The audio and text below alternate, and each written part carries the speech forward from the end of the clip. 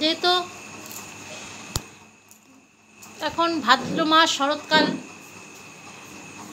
বর্ষাকালের মতনই লাগছে, বৃষ্টি পড়তেই থাকছে, তাই বৃষ্টি নিয়ে একটা কিছু ভিডিও আমি সকালে শুভেচ্ছা জানিয়ে শুরু করছি। রিমঝিম রিমঝিম, টুপটাপ চুপচাপ, বৃষ্টিধারা জলধারা, একটা একটা নাসুর মেঘ মৃদুর, ধরণী ধারায় মন হারায়, পাতা ফুলে বাতাস দোলে, এই তো স্নিগ্ধ মন আনন্দ, এই হেমন্ত কোমল শান্তি, সন্ধ্যা বিকাল ভোর সকাল। ভাবছিলাম আজকের এই বৃষ্টির পানির কথা। এই তো কয়েকদিন আগে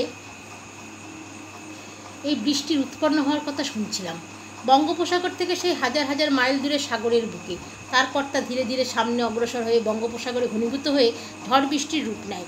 আর তার কয়েকদিন পরে এই তো আজ বাংলাদেশের বুকে সেই বৃষ্টির বিশুদ্ধ পানি এনে অঝোর ধারায় দিচ্ছে পশু পাখি, গাছপালা ও আমাদের জন্য বিশুদ্ধ খাবার পানি।